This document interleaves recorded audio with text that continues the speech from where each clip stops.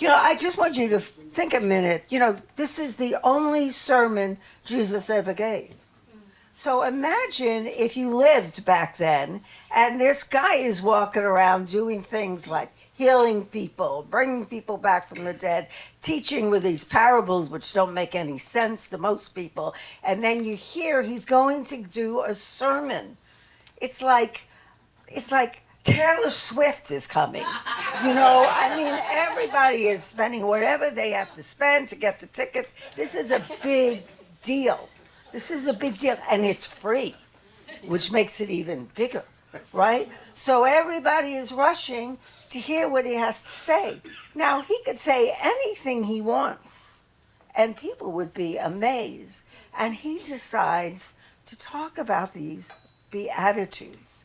So the word beatitude means blessing, but it's really, he's talking about spiritual demonstration. So often we think, the Jewish people, they had the 10 Commandments, and the 10 Commandments are very definite. Don't do this, don't do that, don't do this, don't do that. If you do these things, you're going to hell. The Jewish people don't believe in hell like Christians, but, it's like, thou shalt not kill, thou shalt not rob, thou shalt not convert thy neighbor, thou shalt not, and you're like, okay. Jesus comes in and he goes, Blessed be the poor in spirit. Blessed be the meek. Blessed be all of this. And, each Beatitude, there's so much. I have to tell you, I've done a series on the Beatitudes. It's taken a long time because when you think about each Beatitude, there's a lot of meaning. I'm not going to try and do that today because I don't have the voice to do it and you're couldn't be here that long enough. But what I want to do is talk about the first one. So Jesus had all these Beatitudes he wants to talk about. So what does he talk about first? Blessed be the poor in spirit. Now, a lot of people hear Jesus saying this, and what they hear him saying is, blessed be the poor. So right away they're thinking, oh my God, I got 2 cars, I got a house, I'm going to Paris, I got all this stuff going on. Does that mean I'm not blessed? Do I have to be poor? But that's not what Jesus is saying. In fact, Jesus said it differently in the 2 Gospels. In Matthew spoke to middle-class Jews. So when Matthew said this, Matthew said, blessed the poor in spirit, because he didn't want to tell those middle-class Jews, blessed be poor, because they weren't poor. Right? Luke spoke to a different audience. He spoke to an audience of people that had less. And so he said, blessed be poor, the poor. And so we have come up thinking that Jesus was telling us that it's blessed to be poor and we're cursed if we're not poor. And so, it says in the Bible, money is the root of all evil. So we think what it's saying is, money is the root of all evil, but that's not what it says. It says the love of money is the root of all evil. You see, money isn't the problem. And Jesus was talking about this. He wasn't saying, Jesus never, ever talked about lack or having not, or it was good. Jesus never talked about that. Everything he talked about was abundance. Everything he talked about was this God that was so giving and loving and all of that. He never said it was good to be poor. But a lot of churches have done that. They've taken that and they've beaten people up with that. But that isn't it. And so Jesus gives this story of the rich young man who wants to go follow him.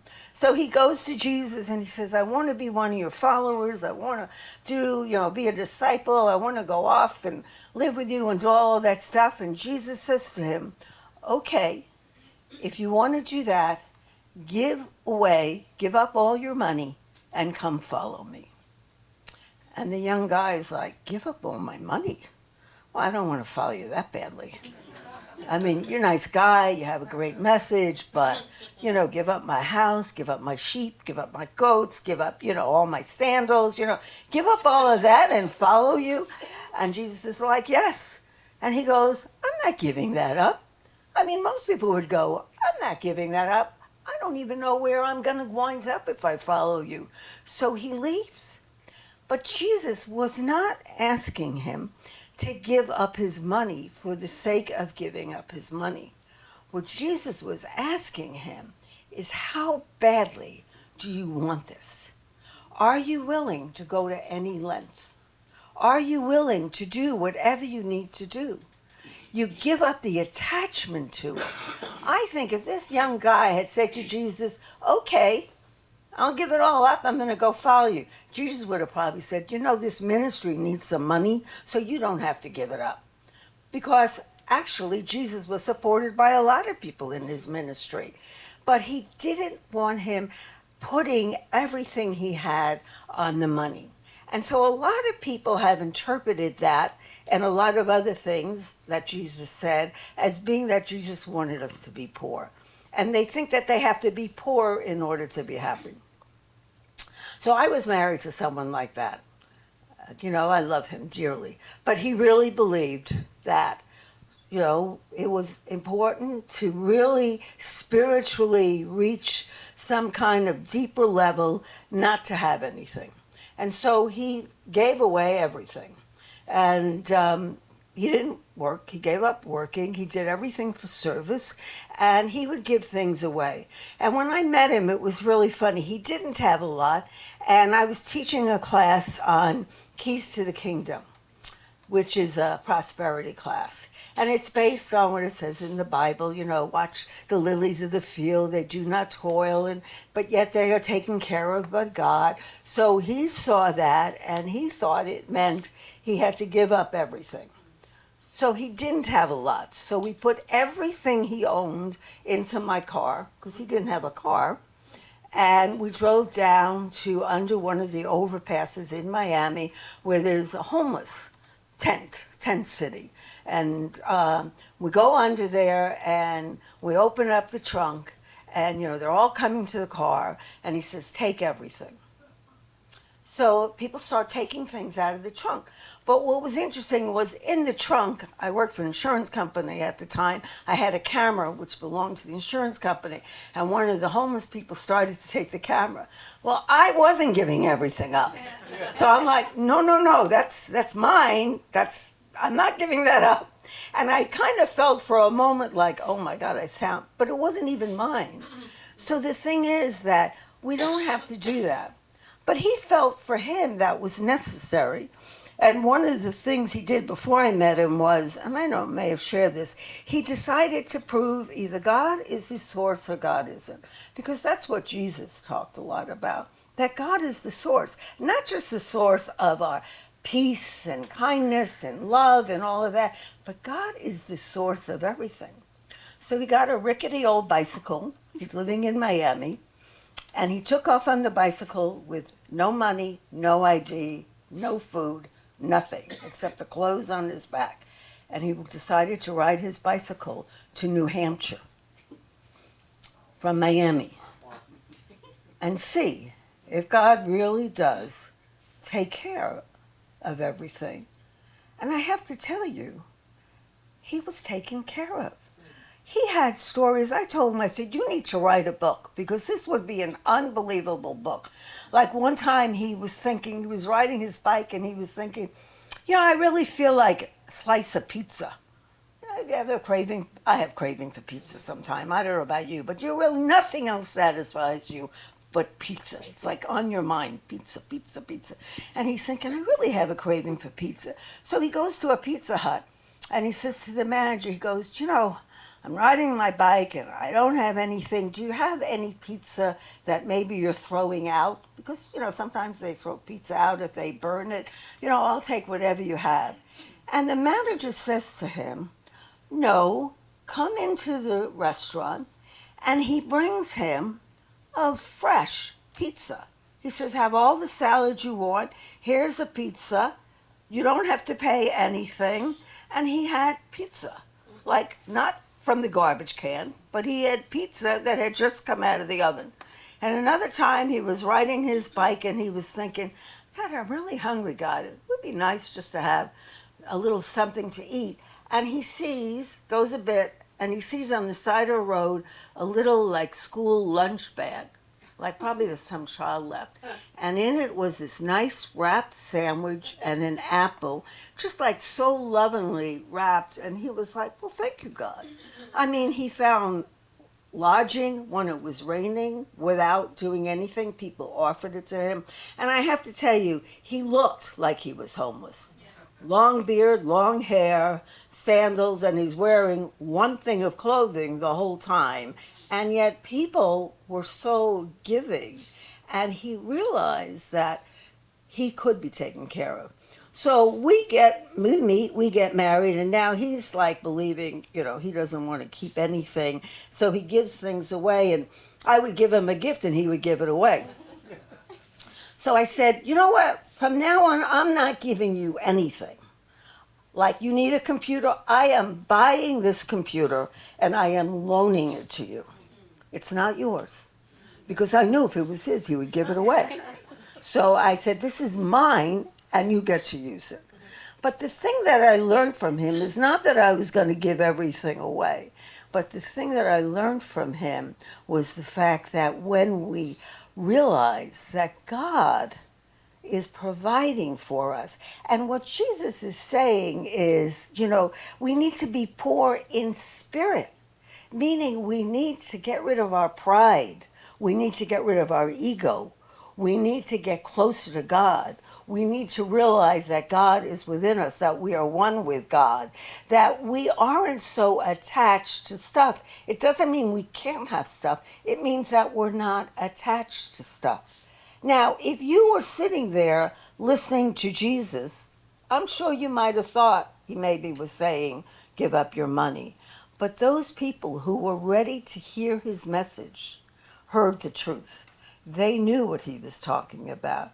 It is not about money. It is about our ego. It is being attached to who we are. Because I'm sure when they were there, they had never heard Jesus speak. They must have been thinking, I don't know what's coming, but I think this is something that's going to change my life. Think about the first time you heard maybe the unity message or something that touched your soul and you knew that this message was something that was so important for your spiritual growth that you knew that your life was never going to be the same again. I don't know about you, but I've had that experience. You hear it, you know it, and somehow you know life can never be the same again. It doesn't mean you're going to have to give up your money, but you are not going to be the same person again. Because there's no way you can be that same person when you truly got that message that you know is coming from spirit. It is coming from the universe. It is saying to you, this is what you are supposed to be. This is what you are supposed to be doing. And so I got that message, and my husband and I got married, and he always used to say to me, I was an insurance agent, and he said, I don't know how you do that after having this spiritual experience you had. Now, I was making good money, I had a good job and all that. I said, I have a good job, I'm my own boss, and I'm making good money, and I have a nice car, and blah, blah, blah, blah, blah. I said, I can do both.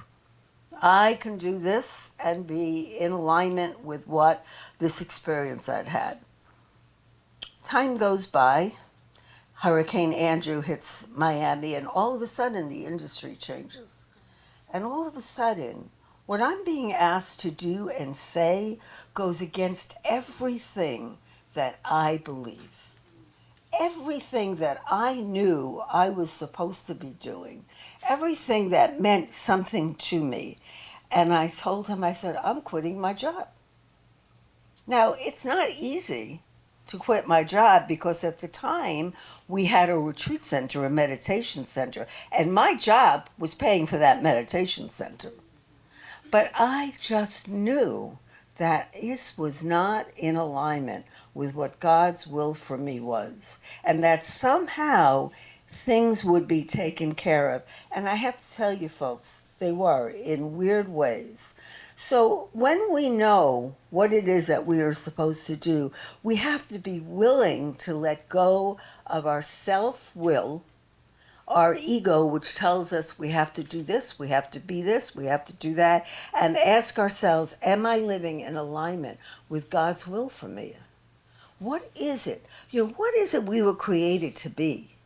That's what Jesus is talking about. He's talking about truly getting to where you are, where God wants you to be, and living with that, not concerned with all this other stuff.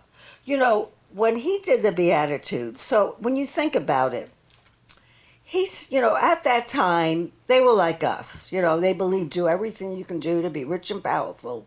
Toughen up, harden yourself against feelings of loss. Measure your success by how much of the time you are thinking only of yourself and your own happiness. Be independent, be aggressive, be thirsty for a higher status.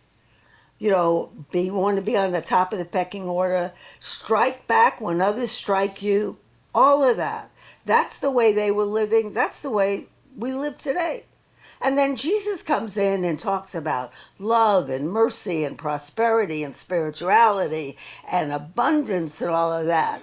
And they're being asked to not only think, but think differently.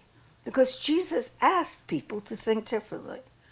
So I told you about my experience with Jesus where my headache was gone, my migraine. So I was I was doing a Buddhist meditation retreat. And I had done 3 days, but this was my first 10-day. And I was a little nervous about it. So I'm in this Buddhist retreat center in Massachusetts, and I am just not meditating. I'm sitting there for all those hours of meditating, and I am looking at everybody meditating. And I am thinking, they all are meditating. They're with it. I am sitting here thinking that they are all meditating. I am not meditating. I'm too busy. And there was a guy there I knew from home, and he was like new in sobriety. He was young, and he is meditating. I'm thinking, my God, even he is meditating. I've been meditating for 5 years, and I cannot sit here and meditate. So there's 2 days left of this retreat. I had been going through this whole retreat. It's a 10-day retreat doing this. And I'm walking into the meditation hall. And as I'm walking in, I hear, go in the closet and shut the door. I'm going, Jesus, what are you doing here? Because that's what Jesus said. I said, Jesus, what are you doing at this Buddhist center? Because it was so clear, go in the closet and shut the door. So I thought, well, Jesus told me to do this. Maybe I'll try it because this other stuff is not working. So there was a closet in the back of the meditation room where they stored the cushions and the benches and everything. So meditation starts. I go in this closet and I shut the door. And I take out a bench and a cushion. And I said, okay, I'm going to sit here and meditate because it sure isn't working out there in the meditation hall. And I sit there. And I had the most unbelievable meditation. I just could not believe it. I thought, oh my God, Jesus told me to meditate in the closet, and it worked. I was so excited. After that, I was able to meditate with the other people because I had kind of gotten over that hump. So it's being open to hear what is ours to do. And sometimes it may seem like that message is weird. I'm sure these people, when Jesus gave the Sermon on the Mount, were thinking, this guy's a little crazy.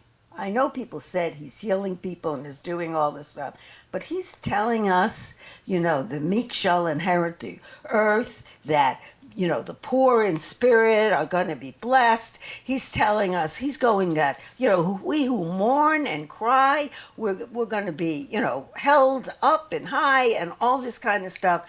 But the fact of the matter is that he was telling them, you don't have to do these things. This isn't the 10 Commandments. This is a way of rethinking what you believe, who you are, how you're going to be in the world. That's what he was teaching. That's what, she talked about. It's like, what is he telling us how to be in the world? So when we look at where we are in our spiritual path, it doesn't matter titles, it doesn't matter how much money you have, how little money you have, it doesn't matter whether you're famous or you're not. You know, when I was a kid, I wanted to be a famous actress on the stage. I don't know why. I just thought that looked good. I didn't want to do any work for it. I just thought, you know, they get a lot of money and it seems exciting. And I did like 2 weeks of drama class and quit. I just wanted to be on the stage. So obviously, I didn't become an actress. But years later, my husband and I one day are talking, and he says to me, "Isn't it interesting that at the age of 60, which is when I became a minister, at the age of 60, you wound up being on a stage talking.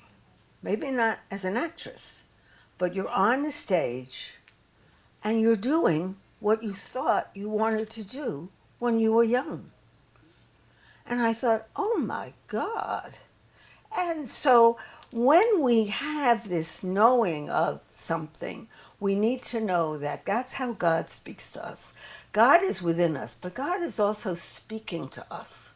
And He is speaking to us, she, it, whatever you want to call it, in ways that sometimes it's quiet, sometimes it's louder. But when we listen to it, life goes easily. When we don't listen to it, very often things happen. So I always say, you know, God speaks to me gently. It's like a nice little knock on the door, but I don't listen. God knocks louder. I still am not listening because I am set in my path. And then all of a sudden, God blows the door off, and He gets my attention. Oh, this is what I'm supposed to be doing. So I invite you to close your eyes for a moment. This is a change in our attitude. This is a change in our being. This is a change on who we are in this world.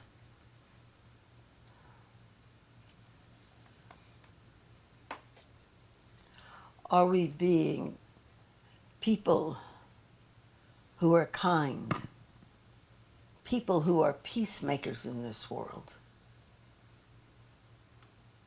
people who believe in justice, who care about others, who want to see this world a better place, knowing that it always begins within. It always begins with us. If there is no peace within us, we cannot have peace out there. If we don't feel like we are abundant because God is blessing us with all these blessings, we can't experience abundance out there. If we aren't filled with humility, if we are meek, we will not inherit the earth. Because we will be so busy thinking about us getting ahead, we won't be thinking about what we can do for others. How are you in this world? How do you show up? Knowing that it is always us and how we are that will create the world we wish to see. And so we are grateful for all the gifts that we get. And we know that as we go out in this world, we will be blessed and we will be kind.